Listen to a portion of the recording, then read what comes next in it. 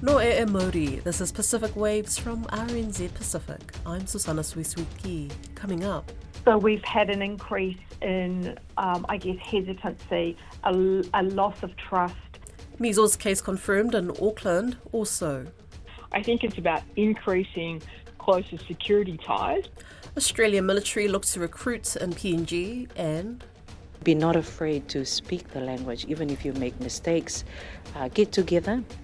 Rotuman youth on keeping their language alive. A vaccinologist says the new measles case, which was confirmed on Sunday in Auckland, highlights the ticking time bomb of insufficient vaccine coverage in New Zealand. Health New Zealand says the case was linked to overseas travel and alerts have been issued. I spoke with Professor Helen Patousas-Harris and began by asking her how the new measles case is a ticking time bomb. We're very susceptible to measles spreading in our community because we don't have enough of people immune to prevent it, or, if somebody comes in, it won't bounce off everybody. It could potentially infect them and spread. Just to confirm, there's 80% of people immunised against measles, right? Well, it depends on the age group. It's actually considerably less in the much younger age groups who are also most vulnerable. Why do you think there are low vaccination rates at the moment? Though the vaccination rates have been declining. We did really well to about 2016, and then they began to decline. Of course, the pandemic didn't help, but since then they've continued to decline every year. So we're now at a stage where we have extremely low coverage, particularly in some communities. For example, among Māori infants at the moment, there could be less than half of them who have received their measles vaccine. So it's pretty dire, to be, I have to say. Yeah. What do you think is the reason behind the decline in getting vaccinated, especially when you think back to 2019 when we had the measles outbreak? Yeah, you'd think that might have shaken things up a bit, wouldn't you? But no, I mean, it's multifactorial. We have had this long-standing erosion of public health in Aotearoa. It's occurred over quite some years. We need it to be easy for people to access the services. We need to be able to support the frontline services to make sure that they're able to deliver. But also we've had an increase in, hesitancy, a loss of trust, and the challenge of misinformation. So we've got all of these things against us at the moment. Besides the declining rates, how do you think we had handled the last outbreak in 2019? And do you think there needs to be a tougher approach to containing it if we were to have another outbreak? I think people did their absolute best when we had that outbreak. It's just that there weren't enough people to, first of all, of course, by then there were so many people who weren't immune that the infection spread very quickly. But also there weren't the same number of people who were able to go and do all of that public health stuff like contact tracing. So, for example, if somebody has the infection, everybody they've been in contact with really needs to be followed up to check on their status and check what needs to be done. And that just blows out of control very quickly. It's quite exponential, where thousands and thousands of people need to be individually tracked down and spoken to. So you can imagine very quickly there's just no way you can do that. You brought up earlier in our conversation about Māori babies being affected by measles. What about our Pasifika community? How worse off will they be if this outbreak were to happen? Similar. It's not. The rates are a little higher among the Pacific community, but again, across the board, they have been declining. Their gaps are opening up between, for example, those with the least deprivation and those with the most. And also, they were very tight for a while, very little difference, whether you were wealthy or not so wealthy. and also between the different ethnic groups. Again, it was very tight, very little difference. In fact, Pacific communities had some of the highest rates for a while.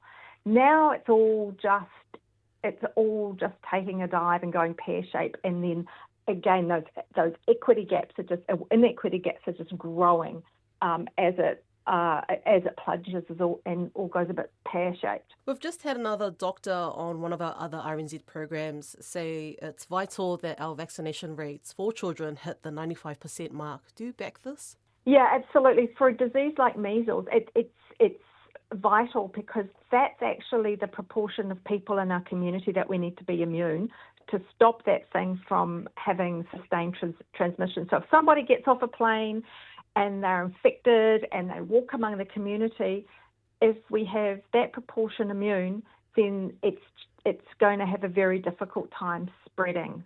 So we're very low risk of having a problem. When those rates dip substantially, then we've got a problem. Australia defence experts are split on whether recruiting from Papua New Guinea is a good idea. The two nations are set to begin negotiating a new defence treaty that is expected to see Papua New Guineans join the Australian Defence Force.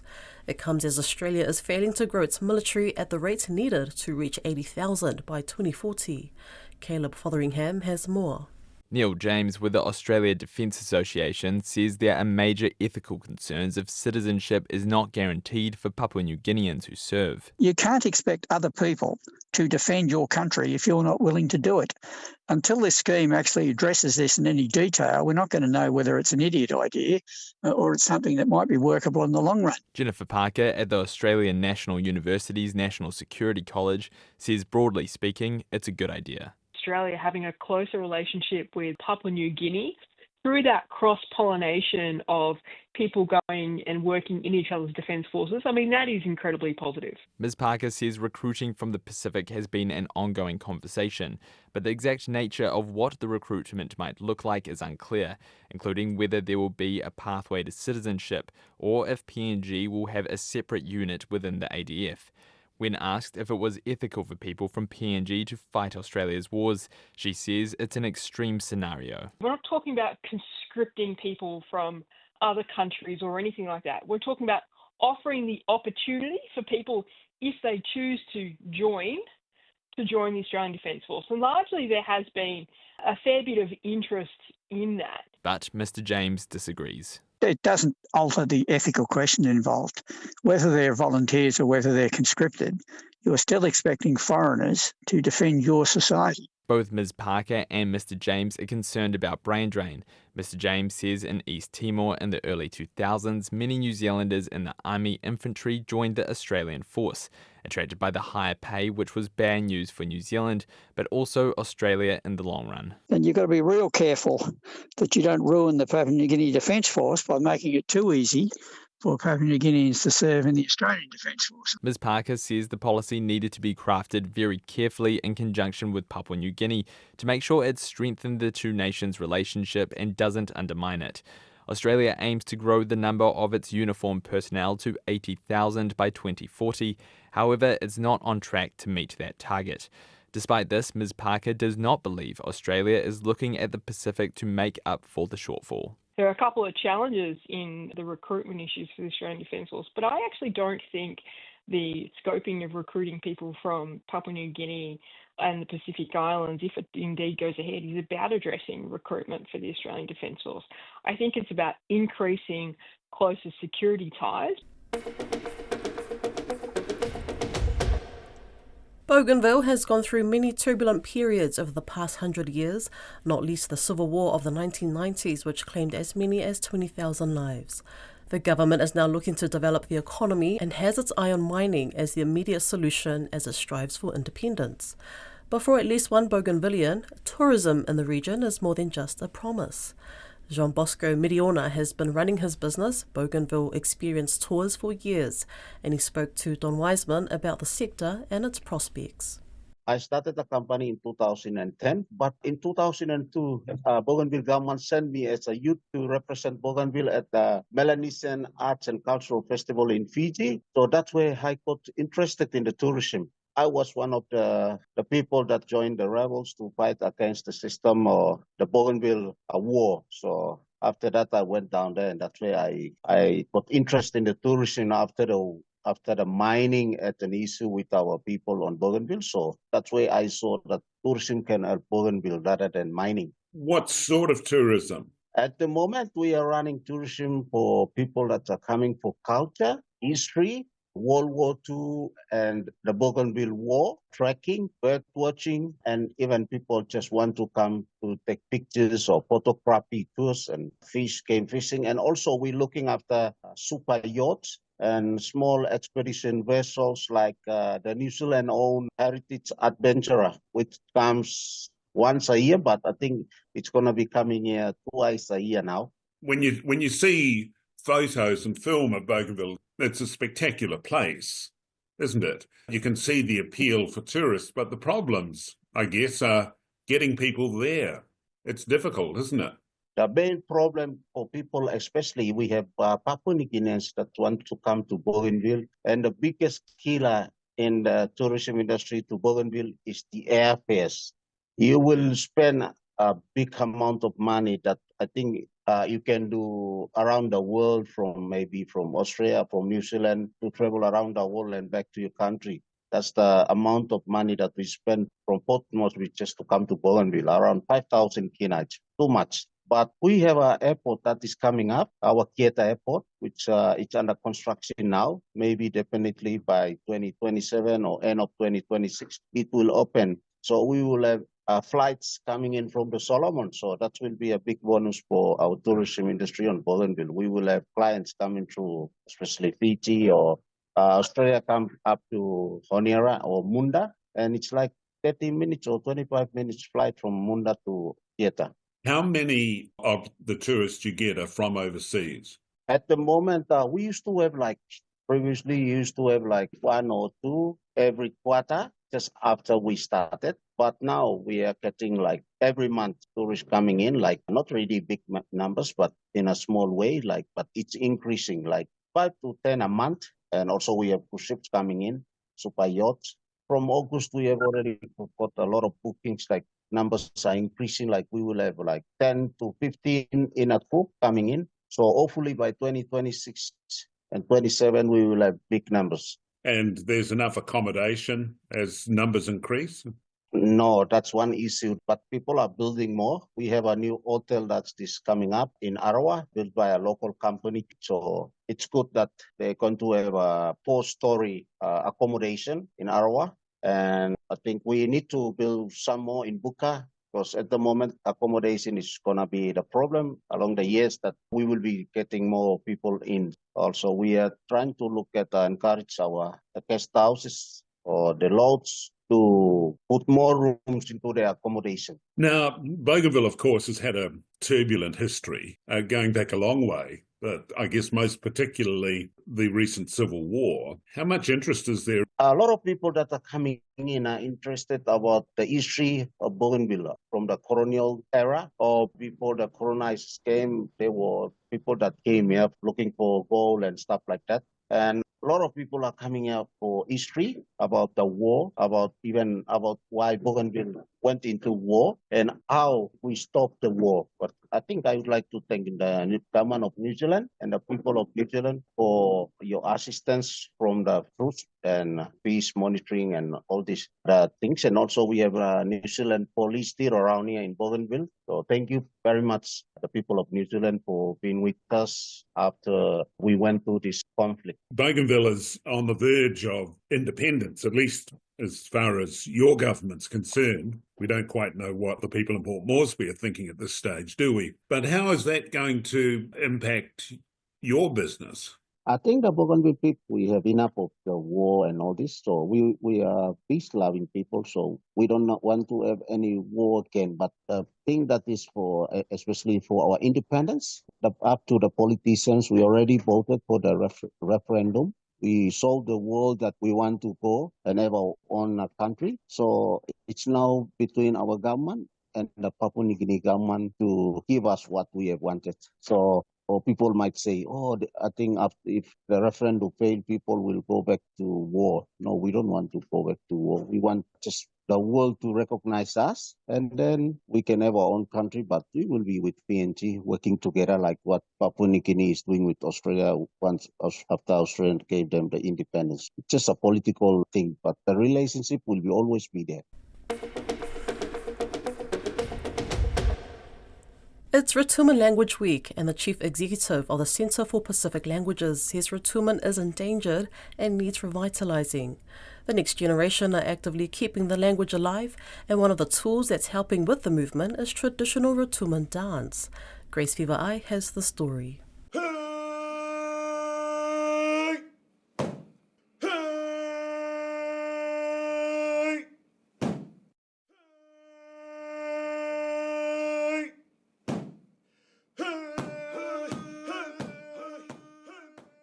So here are some phrases or words you can use throughout the week for Rotuman Language Week. First word is ele, which means go low. And second word is epaate, which means are you hungry? Here are some words you can use for Rotuman Language Week. F-okia or F-ek, which means to keep your language alive. And the second one is la lakako, which means go and have your shower. So go, la means go. The Rotuman language is listed as definitely endangered on the UNESCO list of endangered languages. Rotumans living in New Zealand are actively using the language and sharing the knowledge to keep it alive. Fōkapieri Samisoni, who was born in Fiji, growing up in Rotuma before moving to Aotearoa, says in the beginning he'd say he was Fijian. Nowadays he's confident to say he's Rotuman because it's now being recognised. A lot of people get confused that they think Rotuma is in Fiji, but Rotuma is just outside of Fiji. So we have our own culture, our own tradition, our own language. I guess growing up, when I moved to New Zealand, I would always say I'm Fijian, I guess because that was easier for people to understand, like, I'm Fijian. But nowadays, I say I'm Rotuman, and a lot of people are starting to understand and realize, you're Rotuman, like they know what Rotuma is and where Rotuma is. So it is nice saying that I'm Rotuman because I am Rotuman, so yeah. Mr. Samisoni says dance helps him keep the culture alive in Aotearoa. I think moving away from Fiji and being so far away from the language, I took it for granted. But now that I'm here in New Zealand, it's like, I wanna learn more about my culture, and it gives me the opportunity. With dance and music, I guess that's the way for me to keep the culture alive or the language. It's also a good learning. A good way to learn the language as well. Like Mr. Samisoni, Tristan Betuweli also migrated to Aotearoa from Rotuma and was born in Fiji. He says although he doesn't get to speak Rotuman much, he's able to stay grounded through music and dance. I can't use the language, so the only time I get to do that is when I'm on the phone with my parents back home, or when I'm reading the Bible, the Rotuman Bible, and that kind of keeps me connected to my culture. But it's quite difficult living in Aotearoa where I can't use the language as much in my day-to-day life. I definitely feel connected whenever I'm dancing. Growing up, I learned our traditional dances at a very young age. My parents were always involved in the culture. They were also purotu, which is the choreographers, composers for our traditional dances.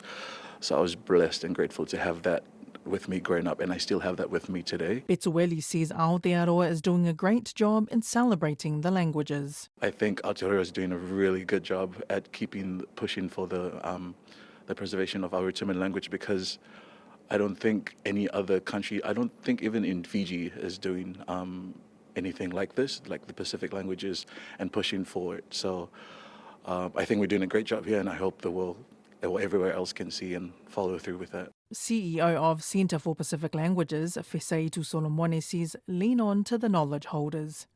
Be not afraid to speak the language, even if you make mistakes. Get together, Look for people who can support you in terms of the language learning. We have our knowledge holders, your community, your church, your family.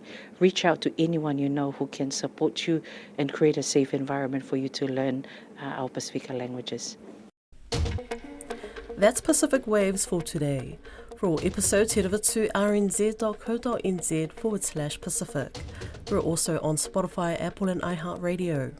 From myself and the RNZ Pacific team, tō whā soifua.